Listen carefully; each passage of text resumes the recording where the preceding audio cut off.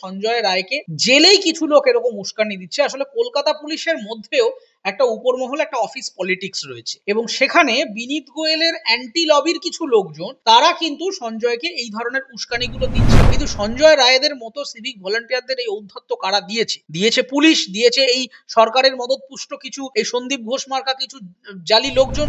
এই সঞ্জয়রা যতটা অপরাধী, এর পিছনে বসে থাকা রাজনৈতিক ব্যক্তি হোক বা প্রশাসনিক আধিকারিক হোক, তারা কিন্তু তার থেকে অনেক বেশি অপরাধী। দাদা, কুণাল ঘোষ স্টাইলে সঞ্জয় রায়ের সাথে ব্যবহার করা হচ্ছে কেন? দেখুন, কুণাল ঘোষকে নিয়ে আমি কিছু বলতে চাই না। আমি ওনাকে গুরু মানি। এরকম একটা চরিত্র, রাজনৈতিক চরিত্র, খুব ইন্টারেস্টিং ক্যারেক্টার এবং উনি যেভাবে নিয়মিত বিভিন্ন আমাদেরকে অনুপ্রেরণা দিচ্ছেন রকমারি আজগুবি কথা বলে, তাতে আমি খুবই অনুপ্রেরণা পাই ওনার থেকে। কারণ দৈনন্দিন জীবনে আমাদের কাজ কর্ম, এত ব্যস্ততা, এত দুঃখ, সবকিছুর মাঝেও তো একটু হাসি ঠাট্টা, খোরাক মজা এসবের দরকার পড়ে। তো একজন রাজনৈতিক ব্যক্তিত্ব যদি এটা নিয়ম করে আমাদেরকে এই বিষয়ে উৎসাহ দেন, তাহলে সেটা তো আমাদের কাছে একটা বড় প্রাপ্তি।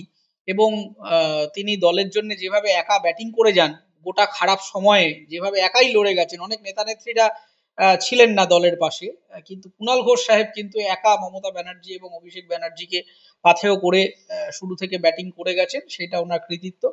এখন দেখুন, এটা একটা মার্কেটে শোনা যাচ্ছে যে তৃণমূলের মুখপাত্র হওয়া বা রাজ্য সম্পাদক হওয়া বা এই ধরনের কিছু করবার জন্য তো ক্রাইটেরিয়া থাকে।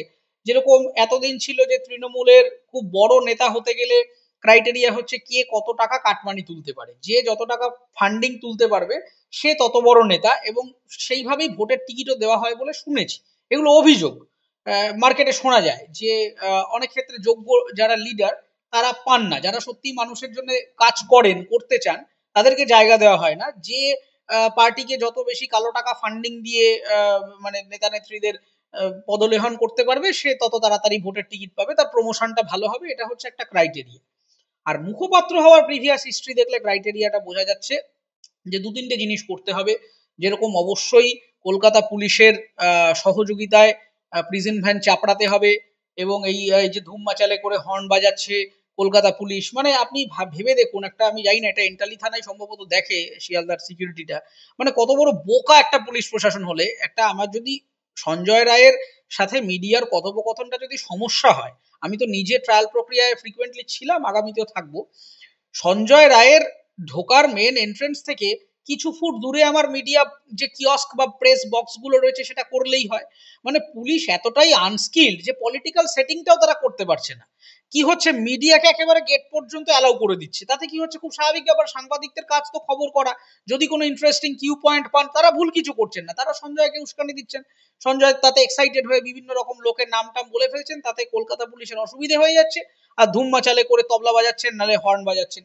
এই হয়েছে। আমি তো আগের দিন টেলিভিশনে বললাম যে আমরা কলকাতা পুলিশের এই র্যাফ ট্যাফ যারা এরকম সাউন্ড এফেক্ট তৈরি করছেন, এখান থেকে আমরা সিনেমায় কিছু ভালো সাউন্ড আর্টিস্ট বা ফলি আর্টিস্ট পেতে পারি।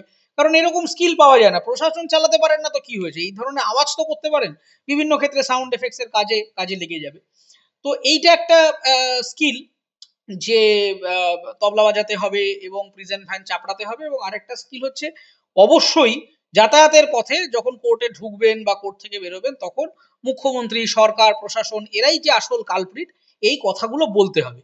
এই দুটো ক্রাইটেরিয়া কিন্তু সঞ্জয় খুব কনসিস্টেন্টলি ফুলফিল করছে, এবং তার জন্য যেটা হচ্ছে যে একটা কিন্তু মুখোমুখি টান টান প্রতিযোগিতা হয়ে গেছে যে কুণাল ঘোষের পরে রাজ্যের মুখপাত্র কে হবেন। সঞ্জয় রায় যদি, আমরা জানি না বিধান কি আসবে, যদি তিনি কোনোভাবে ছাড়া পেয়ে যান বা হয়তো শাস্তি হলো দীর্ঘ 5-7 বছর বাদে, 10 বছর বাদে তিনি জেল থেকে বেরিয়ে এসে তিনি কি তৃণমূলে একটা নতুন জোয়ার নিয়ে আসবেন, এইটা একটা প্রশ্ন অবশ্যই আমাদের থেকে যাচ্ছে। কারণ প্রিভিয়াস কেস হিস্ট্রিতে আমরা দেখেছি যে যে যত বেশি অভিযুক্ত আসামি, তারা যত বেশি মুখ্যমন্ত্রীকে প্রকাশ্যে গালাগাল করবেন, দোষী সাব্যস্ত করবেন, প্রিজন ভ্যান চাপড়াবেন, তার তত তাড়াতাড়ি প্রমোশন হবে। তো এইটা নিশ্চয়ই একটা ক্রাইটেরিয়া, সেই ক্রাইটেরিয়া সঞ্জয় রায় ফুলফিল করছেন এবং সেইভাবে এগোচ্ছে। এবং এটা একেবারেই প্রশাসনিক ব্যর্থতা। এবং আমি যদি সঞ্জয় রায়ের কথাটাকে খুব গুরুত্ব দিয়েও দেখি, তাহলেও আমি দেখব যে এটা সম্পূর্ণ দায়বদ্ধতা প্রশাসনের। আমার কাছে লেটেস্ট যা ইনপুট ছিল যে সঞ্জয় রায়কে জেলেই কিছু লোক এরকম উস্কানি দিচ্ছে। আসলে কলকাতা পুলিশের মধ্যেও একটা উপরমহল, একটা অফিস পলিটিক্স রয়েছে এবং সেখানে বিনীত গোয়েলের অ্যান্টি লবির কিছু লোকজন তারা কিন্তু সঞ্জয়কে এই ধরনের উস্কানিগুলো দিচ্ছে বলে আমার কাছে যতটা খবর ছিল বা আমি যতটুকু আন্দাজ করতে পেরেছিলাম, তাতে যেটা হচ্ছে যে তাহলে আপনি ভেবে দেখুন, একজন সিভিক ভলেন্টিয়ার, আমার এলাকাতে অনেক সিভিক ভলেন্টিয়ার কাজ করছেন, তার পক্ষে এটা জানা অলমোস্ট অসম্ভব যে কিভাবে, কেন, কোথায় একজন ডিসি বা ডিজি, সে তো একজন সিভিক ভলেন্টিয়ারকে ইনস্ট্রাকশন দেবে না। তাও টালা থানার ওসির সাথে আমি ধরে নিতে পারি তার ডিরেক্ট বস হচ্ছেন লালবাজার হেডকোয়ার্টার, সেখান থেকে তিনি একটা কলিং অন পেতে পারেন এবং সেই হিসাবে কাজ করেছেন। এই লিঙ্কটা তাও মানে উপস্থাপনা করা যায়, কিন্তু একজন সাধারণ সিভিক ভলান্টিয়ারের পক্ষে এটা ইম্পসিবল প্রেডিক্ট করা যে ঠিক কোন বস তাকে এই মানে কাজে ফাঁসিয়েছেন বা তার নির্দেশে এই সমস্ত ঘটনাগুলো ঘটছে। ফলে এই যে বিভিন্ন চরিত্রের নাম বলছেন, মানে সেটা বিনীত গোয়েল বলুন কিংবা ডিসি সাউথ, ডিসি নর্থ, নানা রকম যা সব আজগুবি বলছে মাঝে মধ্যেই সে, এটা নিয়ে আমার যতটুকু ধারণা সেটা হচ্ছে কলকাতা পুলিশের মধ্যে একটা অন্তর্কলহ আছে। তার কারণ এই বিনীত গোয়েল, রাজীব কুমারের মতো কিছু সিনিয়র আইপিএস যারা দীর্ঘদিন ধরে কিন্তু এই সরকারের সাথে সেটিং করে নিজেরা কিন্তু প্রমোটেড হয়ে যাচ্ছেন, নিজেদের রোজগার প্রতিপত্তি বাড়িয়ে চলেছেন। আর তার সাবঅর্ডিনেট কিছু লোকজনরা বা কিছু অন্যান্য মানে একই কোলাটারাল যারা আইপিএস রয়েছেন, তারা কিন্তু সেই প্রমোশনটা পাচ্ছেন না বা তার যোগ্য যে প্রাপ্তিটা থাকে একটা চাকরি জীবনে, সেটা কিন্তু তারা পাচ্ছেন না। এই নিয়ে কিন্তু দীর্ঘদিন কলকাতা পুলিশের মধ্যে এই লবির গল্পটা রয়েছে। আর পাঁচটা অফিসেও অফিস পলিটিক্স থাকে, এখানেও অফিস পলিটিক্স রয়েছে, এবং এই অফিস পলিটিক্সের আউটকাম হিসেবেই কিন্তু আমার ধারণা যে সঞ্জয় রায়কে জেল থেকে ফিড করা হচ্ছে, যে জানিস তো তোকে কে ফাঁসিয়েছে, ওই ওই লোকটা। এবার এই যে বলে দেওয়া হলো, ও সেটা খুব সিরিয়াসলি নিয়ে নিল এবং বাইরে এসে বলতে আরম্ভ করছে এই আমাকে ফাঁসিয়েছে। এই হচ্ছে প্রথম কথা। দ্বিতীয় কথাটা হচ্ছে যে কলকাতা পুলিশের এই যে ওসির আপনি যে ভূমিকাটা যদি দেখেন, যে আপনি বলছেন যে সঞ্জয় রায় কি মানে পুরোপুরি মিথ্যে কথা বলছেন না, পুরোপুরি মিথ্যে কথা বলছেন না। এই যে প্রশ্নটা, এই যে সে বলছে ডিপার্টমেন্ট আমাকে এভাবে ডুবিয়েছে বা ইত্যাদি করেছে, এই সমস্ত কথা, প্রথম কথা সে কোন ডিপার্টমেন্টের অংশ? সে কিন্তু একজন সিভিক ভলেন্টিয়ার, সে কিন্তু কলকাতা পুলিশের ডিরেক্ট অংশই নয়। কিন্তু এখান থেকেই যে সমস্যাটা আমাদের নজরে চলে আসে সেটা হচ্ছে যে কলকাতা পুলিশের আন্ডারে বা বেঙ্গল পুলিশের আন্ডারে এই যে সিভিক ভলেন্টিয়ার হিসেবে যাদেরকে নিয়োগ করা হয়, এদের কোনো নিয়োগ প্রক্রিয়াটা সম্পূর্ণ ত্রুটিপূর্ণ। এদের না আছে কোনো যথাযথ পরীক্ষা, না আছে কোনো ব্যাকগ্রাউন্ড ভেরিফিকেশন। অধিকাংশ ক্ষেত্রেই বিভিন্ন জায়গার এমএলএ, এমপি, কাউন্সিলর অমুকের রেকমেন্ডেশন, রেফারেন্স, অফিসিয়াল নয় কিন্তু এগুলো কিন্তু সব ব্যাকডোর হায়ারিং। ওই বলে দিল থানায় যে আমার 5টা লোক আছে, আমার 10টা লোক আছে, সেই হিসাবে একটা হায়ারিং করে নেওয়া হয়। সুপ্রিম কোর্ট যে জায়গাটা কারেক্টলি অ্যাড্রেস করার চেষ্টা করেছেন, যে পলিটিক্যাল প্যাট্রোনেজের হিসাবে হায়ারিং হচ্ছে কিনা, অ্যাবসলিউটলি হচ্ছেন। দিল্লিতে বসে হয়তো বিচারপতি এটা অনুভব করতে পারছেন না, আমরা যারা দৈনন্দিন জীবনে আমাদের প্রশাসনের সাথে ইন্টারাকশন হয়, সাধারণ মানুষ যারা দেখছেন খুব ভালো করেই জানেন যে এই হায়ারিং গুলো একেবারেই ত্রুটিপূর্ণ, এবং এদেরকে শেখানো হয় না যে সিভিক ভলান্টিয়ারের স্কোপ অফ সার্ভিসটা কি বা তার আইনে তার ভূমিকাটা কি। এখানে শুধু বলে দেওয়া হয় ভাই তুমি পুলিশের অংশ। এবার এই সিভিক ভলান্টিয়ারদেরকে দিয়ে অধিকাংশ ক্ষেত্রে দুনিয়ার কুকর্ম করান অধিকাংশ অফিসাররা। সব অফিসার নয়, প্রত্যেক বিভাগেই কিছু ভালো থাকে, খারাপ থাকে। আমি খারাপদের নিয়ে কথা বলছি। খারাপ অফিসাররা কি করেন দেখবেন, রাস্তা দিয়ে যাবেন, গাড়িতে মেন অফিসার বসে আছে, বড়বাবু, মেজবাবু, সেজবাবু, কেজবাবু, এরা বসে থাকে গাড়িতে। আর সিভিকদের কাজ হচ্ছে এই ওই গাড়ি পাকড়াও করা, লাইসেন্সের নামে কিছু ঘুষ নিয়ে নেওয়া, এবং যত ধরনের কুকীর্তিগুলো হয় সব এই সিভিকদের দিয়ে করানো হয়। এবং আনফর্চুনেটলি আপনি দেখবেন রাস্তা দিয়ে ওই লরির থেকে ঘুষ নিতে গিয়ে বহু কাগজে এই ঘটনা এসছে যে সিভিক ভলান্টিয়াররা লরির পেছনে ঘুষ নিতে ধাওয়া করতে গিয়ে লরি চাপা পড়ে দুর্ঘটনায় মৃত্যু হয়েছে। এই যে সিভিক ভলান্টিয়ারদেরকে সামনে রেখে পেছনে কিছু বদমাইশ অফিসার যারা দিনের পর দিন এই অসভ্যতামিগুলি চালিয়ে যাচ্ছেন, এদের এগেনস্টে কিন্তু ডিপার্টমেন্ট কোনো ব্যবস্থা নেয় না, অথবা ওই পলিটিক্যাল প্যাট্রোনেজের আওতায় এরা পিছনে বসে ইন্দ্রজালের এগেনস্টে এরা খেলা দেখিয়ে যাচ্ছে। কিন্তু আসলে সাফার করছেন কিন্তু ওই আবার নেতাদের কথায় কোট আনকোট নিচু তলার কর্মী কিংবা এই সিভিক ভলেন্টিয়ার। আজকে সঞ্জয় হয়তো বুঝতে পারছেন যে তিনি সোললি অ্যাকিউজড, তার কঠিন শাস্তি হতে পারে, কিন্তু তার মনে যে ক্ষোভটা তৈরি হচ্ছে সেটা হচ্ছে আজকে সঞ্জয় রায়ের মতো একজন সিভিক ভলান্টিয়ারকে এত দূর যেতে মানে কে অ্যাক্সেসটা কে দিল। আমার আরজিকর হাসপাতালের গেটের মুখে একটা পুলিশ আউটপোস্ট রয়েছে। একটা পুলিশ আউটপোস্টের কাজ কি? সুরক্ষা দেখা, যে কিভাবে কি আসছে না যাচ্ছে, কোনো মানে বেআইনি লোকজন আসছে যাচ্ছে কিনা। আজকে সঞ্জয় রায় ঢুকে এরকম একটা কাজ করেছে, ওখানে বন্দুক নিয়ে ঢুকে কেউ মানে বন্দুকবাজি করতে পারে, ওখানে কেউ বোম নিয়ে ঢুকে বোম ফাটিয়ে দিতে পারতো এতদিন। শুধু পেশেন্টরা রয়েছেন তাই নয়, শুধু চিকিৎসকরা রয়েছেন তাই নয়, এতগুলি মানুষ মানে পেশেন্ট, পেশেন্ট পার্টি, চিকিৎসক এবং অন্যান্য স্বাস্থ্য কর্মচারী, কয়েক হাজার মানুষ একটা হাসপাতালের মধ্যে থাকেন, তার কোনো সুরক্ষা বলয় থাকবে না? আজকে সঞ্জয় রায় মদ্যপ অবস্থায় এরকম ভাবে ঢুকে গেলেন, এই অ্যাক্সেসটা তিনি প্রথমবার পাননি। এই সন্দীপ ঘোষ এবং তার এই চেলাচামুন্ডারা দীর্ঘদিন ধরে সঞ্জয়কে এই অ্যাক্সেসটা দিয়েছেন, বিভিন্ন রকমের আনলাফুল কাজে তাকে ব্যবহার করেছেন। আজকে যখন নেশাসক্ত হয়ে সঞ্জয় এরকম একটা ভয়ঙ্কর ক্রাইম করে ফেলছেন এবং তার শাস্তি হয়ে যাচ্ছে, তাহলে যার আশকারায় এই রকম ক্রাইম করবার সাহস পেল, সে জানলো কি করে, তার অ্যাক্সেসটা কি, সেটা সিভিক ভলান্টিয়ার, তার কাজ ট্রাফিকে বা সাধারণ সিভিল অপারেশনে পুলিশকে সহযোগিতা করা। কোন হাসপাতালের কোন ফ্লোরে কোথায় একজন চিকিৎসক বিশ্রাম নিতে পারেন, কোথায় মেয়েদের ওয়ার্ড, কোথায় তারা থাকেন, এত কিছু অ্যাক্সেস সে পাচ্ছে কি করে? তার মানেটা হচ্ছে দীর্ঘদিন ধরেই সে জানে, তার কাছে পুরো ব্লু প্রিন্ট রয়েছে। এই ঘটনা না হলে আমরা তো এটা জানতেই পারতাম না। আজকে এখন স্টেটের মনে হচ্ছে যে না, সিভিক ভলান্টিয়ারদের সব জায়গায় ঢোকানো উচিত না, তাদের এই রেস্ট্রিক্ট করা উচিত। এত বড় একটা ভয়ানক মৃত্যু হয়ে যাওয়ার পরে তাদের মনে হচ্ছে। ফলে সঞ্জয় রায় যে অভিযোগটা করছেন, হতে পারে তিনি নিজেকে ইনোসেন্ট প্রুফ করার জন্য করছেন, অন্যের উস্কানিতে করছেন। আবার হতে পারে যে তিনি নিজের আক্ষেপ থেকে বলছেন, যে আজকে তিনি বুঝতে পারছেন তার দেওয়ালে পিঠ থেকে গেছে, ভয়ঙ্কর শাস্তি হয়তো তার অপেক্ষা করছে, তার কপালে কি ঝুলছে জানি না, তার ফাঁসি হবে না যাবজ্জীবন হবে, আমরা ট্রায়াল শেষ হলে জানবো। কিন্তু সঞ্জয় রায়দের মতো সিভিক ভলান্টিয়ারদের এই ঔদ্ধত্য কারা দিয়েছে? দিয়েছে পুলিশ, দিয়েছে এই সরকারের মদতপুষ্ট কিছু এই সন্দীপ ঘোষ মার্কা কিছু জালি লোকজন, যারা দীর্ঘদিন ধরে বিভিন্ন প্রতিষ্ঠানে একেবারে গেড়ে বসেছেন এবং তাদের উস্কানিতে এই কুকীর্তিগুলো, কুকর্মগুলো চলছে। এবং তারপর যখন ফেসে যাচ্ছেন, এই সাধারণ গরিব ছেলেমেয়েরা ফাঁসছেন, সাধারণ ক্রিমিনালরা ফেসে যাচ্ছেন। এবং আসল যারা মাথা, আমি কোনোভাবেই সঞ্জয়ের পক্ষে কথা বলছি না, সঞ্জয় ভয়ঙ্কর ক্রাইম করেছেন, ফাঁসি হলে ফাঁসি হবে, কিন্তু ক্রিমিনালদের মানে লালন পালন করছে কারা? তারা হচ্ছে ওই ইন্দ্রজালের পেছনে বসে আছেন, যাদেরকে কিন্তু অ্যাপারেন্টলি আমরা কেউ দেখতে পাচ্ছি না। তারা কিন্তু মুখোশ পরে আমাদের সামনে ভালো মানুষের একটা অভিনয় করে চলেছেন, কিন্তু তারা মোটেই ভালো মানুষ নয়। এই সঞ্জয়রা যতটা অপরাধী, এর পিছনে বসে থাকা বদমাস, সেটা রাজনৈতিক ব্যক্তি হোক বা প্রশাসনিক আধিকারিক হোক, তারা কিন্তু তার থেকে অনেক বেশি অপরাধী বলে আমি মনে করি। আচ্ছা দাদা, সঞ্জয় রায় যখন বিনীত গোয়েলের নামটা নিলেনই, সিবিআই কেন এখনো তাকে ডাকেনি? দেখুন, সিবিআই এর তদন্ত প্রক্রিয়া নিয়ে আমার নিজেরও কিছু সন্দেহজনক প্রশ্ন ছিল। আমার মনে হচ্ছে সিবিআই বেশ কিছু জায়গায় আরো মানে দ্রুততার সাথে তাদের কাজ করা উচিত ছিল। যেরকম সন্দীপ ঘোষ থেকে টালা থানার ওসি আজকে প্রায় 60-70 দিন হয়ে গেল, এখনো তাদের এগেনস্টে চার্জশিট পেশ হয়নি। এবং দেখুন, বিনীত গোয়েলের নামটা বলেছে ঠিক কথা, কিন্তু বিনীত গোয়েলের নামটা আদালতের সামনে তো তিনি বলেননি, তিনি মিডিয়ার সামনে।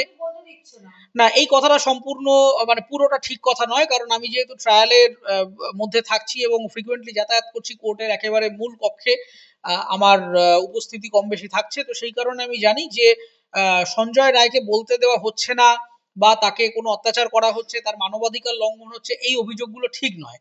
সঞ্জয় রায়ের জন্য আইনজীবী নেই, এই ধরনের কথা বলা হচ্ছে, এগুলো সম্পূর্ণ ভুল।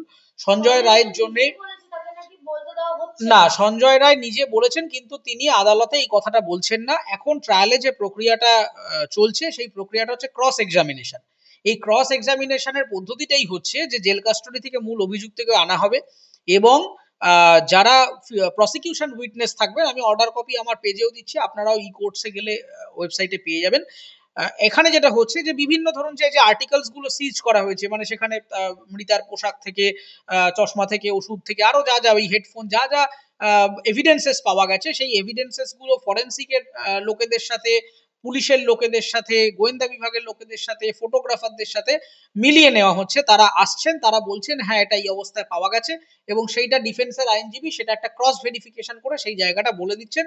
ট্রায়ালের হিসেবে এখনো পর্যন্ত সঞ্জয় রায়ের যে বলার জায়গাটা, সেই প্রক্রিয়া পর্যন্ত, সেই স্টেজ অব্দি এখনো আসেনি, কিন্তু সঞ্জয়ের কে প্রত্যেকদিন নিয়মিত আনা হচ্ছে। এবং সঞ্জয়ের অ্যাডভোকেট যিনি আছেন, লিগাল এইডস ডিফেন্স কাউন্সিল থেকে সৌরভ বন্দ্যোপাধ্যায়, তিনি কিন্তু যথেষ্ট তার ক্লায়েন্টের জন্য কাজ করছেন এবং তিনি কিন্তু নিয়মিতভাবে এই ট্রায়াল প্রক্রিয়ায় আছেন। ফলে সঞ্জয়কে মানে কোনো কিছুই বলতে দেওয়া হচ্ছে না, তার মানবাধিকার লঙ্ঘন হচ্ছে, এই কথাটা ঠিক নয়। এখন যে প্রক্রিয়াটা হচ্ছে এই ট্রায়ালের মধ্যে প্রত্যেক দিনই নিয়মিত, কিন্তু এমনকি আপনি অর্ডার কপিতেও দেখবেন সঞ্জয়ের অ্যাডভোকেট, সঞ্জয়ের যে মেডিকো লিগাল এক্সামিনেশন গুলো হয়েছে, তার যে ডকুমেন্টস বা তার যে অডিও ভিজুয়াল রেকর্ডিং, সেগুলো তিনি চেয়েছেন। জেল বলুন কিংবা ক্রাইম সিনে বলুন, সঞ্জয়ের অ্যাডভোকেট যাতে তার টিম নিয়ে যেতে পারেন এবং সিবিআই সহযোগিতা করবে, এই অর্ডারটাও কিন্তু বিচারপতি লিখে দিয়েছেন। ফলে সঞ্জয় বাইরে এসে যেটা বলছেন ভার্সেস সঞ্জয়ের ভিতরে যে অ্যাক্টিভিটি, দুটোর মধ্যে কিন্তু একটা স্টার্ক ডিফারেন্স রয়েছে।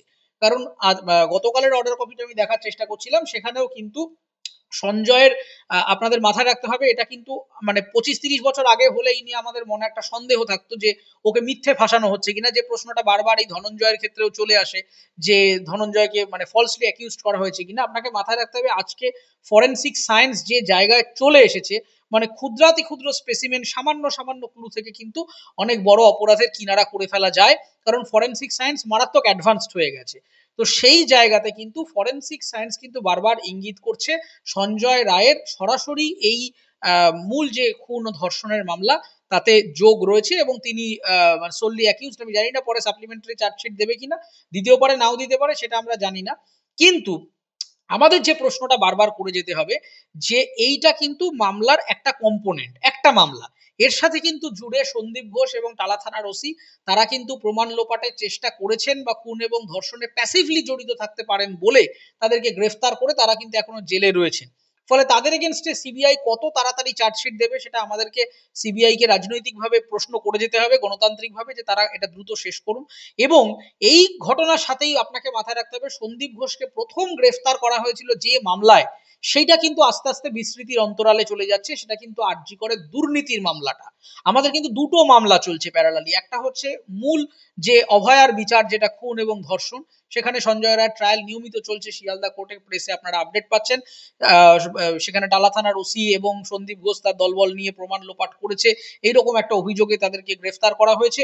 তার পাশাপাশি যে মামলাটা, যেটা মূল আলোচনার মধ্যে এসেছিল, সেটা কিন্তু আরজি করে এই মানে দেহ পাচার থেকে শুরু করে বিভিন্ন রকম বেআইনি স্টল বসানো থেকে শুরু করে ভুল টেন্ডার দেওয়া থেকে শুরু করে যে বিরাট বড় করাপশনের নেটওয়ার্ক, সেইটা কিন্তু একটা কম্পোনেন্ট।